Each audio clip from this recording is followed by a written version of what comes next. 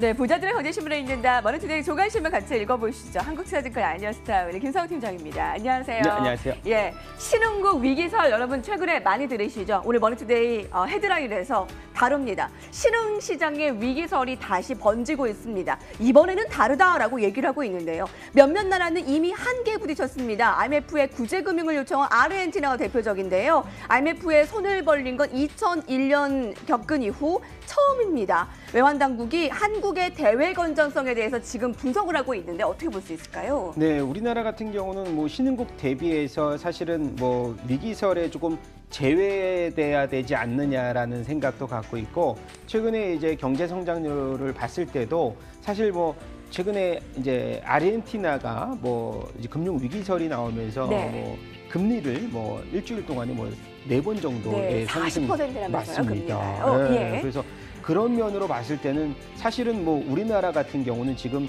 이 대외적인 이 대북 관련 경제 흐름이라든가 그런 것들이 좀 긍정적으로 보이기 때문에 신흥국 내에서도 자금의 유출이 뭐 사실은 가장 적지 않을까라는 생각이고요. 뭐 대외적으로 봤을 때도 우리나라의 상장사들의 실적 부분도 계속해서 뭐 업그레이드가 진행 중이기 때문에 뭐 다른 이제 여파, 신흥국의 여파보다는 좀 뭐 안전한 이 도피처로 우리나라를 좀 들 수 있지 않을까 생각됩니다. 네, 외환당국도 한국의 대외 건전성이 양호하다라며 이번에 신흥국의 위기설에는 좀 피해가지 않을까 얘기를 김성우 팀장님께서는 오히려 신흥국의 위기에 외국인들 자금이 우리나라로 오히려 들어오지 않을까라는 기대감을 보여주셨고요.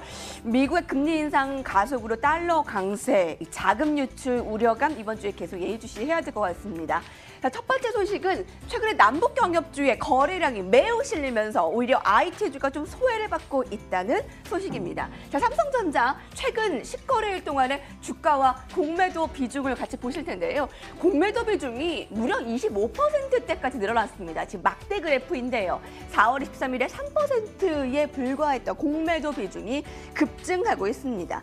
이에 따라 대차 잔고 비중도 3%대로 증가했는데요. 자, 대차 잔고는 투자자들이 주식을 빌린 뒤 갚지 않은 이 물량인데요. 자, 이러한 또 공매도의 급증, 주가 하락을 그만큼 예상하는 투자자들이 많다라고 볼 수 있습니다. 51,900원이었던 주가가 이제 5만 원을 위협받고 있는데요. 반도체 업황 호조와 시장 기대치를 웃돈 1분기 시장 발표에도 불구하고 삼성전자 지지부진한 흐름입니다. 시장 관심이 남북경협주로 쏠리면서 개인 투자자들의 액면 분할 이후 거래량 증가가 반짝 그치고 그 효과가 너무 지지부진한 거 아니냐라는 분석이 나오고 있는데요. 네. 상대적으로 미국 증시에서는 IT주 애플이 사상 최고가를 경신함에 불구하고 우리나라는 오히려 삼성전자가 액면 분할 이후에 재상장, 일단 금액적으로 주가적으로 개인들의 이 투자에 대한 그런 부담이 적어졌다는 긍정적인 효과가 나올 것이라는 이 증권사들의 예상과는 달리 사실 삼성전자 흐름을 보더라도 그동안의 예전에 액면 분할 전의 기대감으로 반등했던 이 종목들이 사실 액면 분할 이후의 주가가 단기간에 눌림 현상은 사실 보편적으로 나왔었습니다. 뭐 삼성전자 같은 경우는 이번에 2분기 계절적인 비수기에 들어가는 모습이고, 그다음에 하반기 들어서 다시 한번 IT주가 주도주 흐름을 보일 것이라는 분석이 지배적인데요. 삼성전자 같은 경우는 노트 9이죠, 이제. 노트 9의 7, 8월 조기 출시에 대한 기대감이 하반기에 좀 작용이 된다라고 봤을 때는 지금의 낙폭을 어떻게 보면은 사실은 이제 매수 기회로 점차 삼는 것이 저는 중요하다라는 생각이고요. 뭐 5월, 6월 달 들어서 공매도 비중이 이제 좀 늘어나면서 오히려 하이닉스 쪽으로 외국인들이라든가 투자자들의 관심이 삼성전자보다는 좀 쏠림 현상이 나오는 것이 사실입니다. 하지만은 삼성전자 같은 경우가 최근에 이런 흐름, 행보를 봤을 때는 사실 반도체에 대한 또 우려감보다는 앞서서 말씀드렸듯이 이 액면 분할 이후에 투자 거래의 활성화 측면과 함께 또 예상보다 또 실적이 우려감보다는 일단 제가 봤을 때는 계속되는 디램 가격 흐름이 좋아지면서 뭐 삼성전자가 단기간에 공매도 비중이 좀 감소되는 구간을 우리가 매수 타이밍으로 좀 노리는 것이 좋지 않을까 싶습니다. 미국에서 다우지수는 나스닥 지수와 더불어 양호한 흐름을 나타내고 있고 애플의 주가도 굉장히 좋습니다. 그런데 삼성전자 공매도 비중이 늘어나면서 하락세가 두드러졌는데요. 최근에 5만 원 위협. 투자자들의 관심은 어디 있을까요? 남북경협주, 바이오 여전하네요. 현대건설, 현대로템. 대표적인 남북경협주가 주가가 무서운 기세고요. 증시 주도주가 건설을 비롯한 남북 경협주로 넘어가면서 일각에선 대북주가 아니면 주식도 아니다라는 말까지 나오고 있습니다. SK하이닉스와 삼성전기가 시장 전망치를 큰 폭으로 상향했는데도 불구하고 주가는 지지부진한 모습인데 이렇게 시장은 실적보다도 수급에 관심이 더 쏠리는 모습입니다. 건설 시멘트주를 대표적인 남북경협주라고 볼 수가 있는데요. 투자 수혜가 이제 허상이 아니라 실체다라는 분석이 나오고 있습니다. 처음에 증권가의 분위기가 조금 더 지켜봐야 되지 않겠느냐, 단순한 기대 심리다라는 점에서 이제는 경제 협력 연속성에 대한 기대감이 유효하다라고 증권가의 시각이 바뀌고 있는 건데요. 불가능할 것으로 여기던 북한 직접 투자, 개성공단 등의 특구 지역의 안정화를 기대하고요. 특히 남북경협에서 가장 관심을 많이 받는 건 자원개발입니다. 북한 개발 염두 정책 추진 중인데 자, 처음에는 증권가에서도 좀 애매모호하게 부정적으로 보수적으로 얘기했던 이 남북경협주가 이제는 조금 분위기가 달라지고 있다는 기사네요. 지금 보면은 이제 그 화해 모드가 이렇게 빠르게 이루어질지는 몰랐고요. 그리고 최근 들어서 미국이 오늘도 시멘트주가요? 네, 급등입니다. 미국이 이제 그 민간 투자를 단행하겠다는 소식도 계속해서 있었고, 그리고 글로벌 중에서 우리 이 북한의 또 광물 자원이 사실 글로벌 중에서도 탑5 안에 드는 신의 축복을 받은 이 지역으로 손꼽히면서 그동안에 3천조 단위의 이런 광물 자원의 가치가 뭐 경단위까지 이루어질 수 있다라는 소식도 나왔었습니다. 그리고 사실 제가 이제 건설주를 얘기하면서 1분기 깜짝 실적을 기록한 GS건설의 이제 해외 수주 부분이라든가 국내 건설 분야의 부분에서의 이런 이 턴어라운드 실적, 그리고 GS건설 앞서서 말씀드렸듯이 작년의 영업이익을 합산 영업이익을 올해 1분기 만에 돌파했다는 소식도 이제 알려드렸기 때문에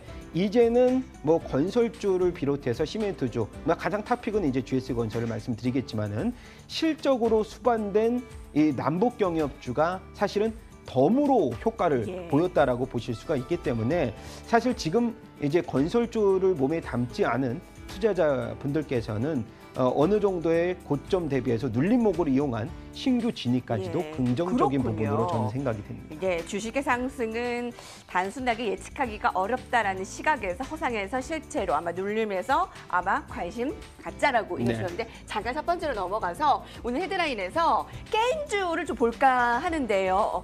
오늘 게임주에서 그 사이에 사라졌군요. 그 실적이 그 3, 4에 매출이 다 더 좋아질 것으로 얘기가 되고 있는데요. 특히 뭐 NC소프트도 그렇고요. 의견 먼저 주실까요? 제가 좀 찾아볼게요. 네, 지금 보면은 뭐 NC소프트와 넷마블 등의 이런 게임주들의 3, 4의 실적이 예상치를 이제 어느 정도 부합을 시키면서 계속해서 긍정적인 이슈로 이제 뭐 셧다운제 폐지까지도 얘기가 나오는데 사실 뭐 NC소프트, 넷마블의 게임주들의 주가 흐름을 보면은 고점 대비해서 낙폭이 최근에 많이 증가된 것을 보실 수가 있습니다. 그것은 신규 게임에 대한 부재가 2분기 그리고 3분기에 이제 이연이 되면 3분기까지 이연이 되면서 사실은 컴투스 같은 경우도 뭐 스카이랜더스라든가 블레이드 온 소울 M 이것들의 신작이 조금 미뤄지면서 뭐 최근에 실적치는 부합이 됐지만은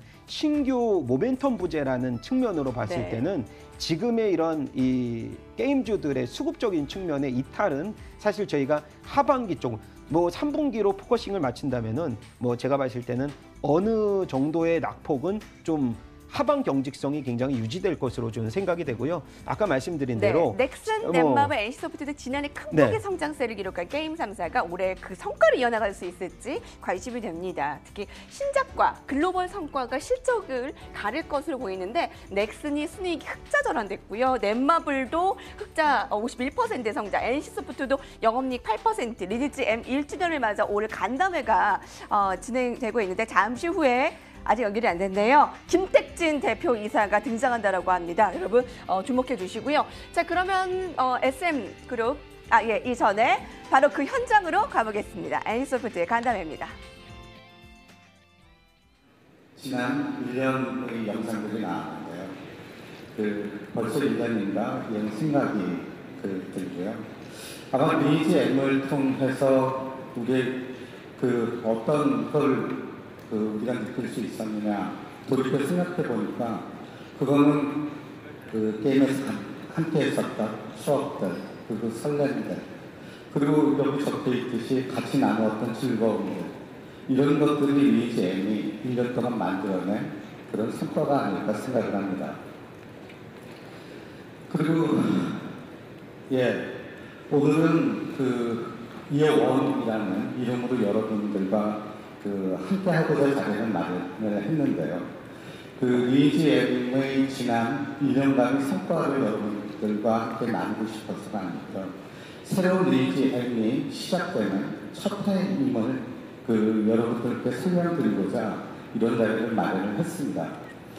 그리고 그게 어떤 이야기인지 아마 1년 전으로부터 다시 돌아가서 어떤 것을 우리가 느꼈는지 여러분들께 말씀드리겠습니다.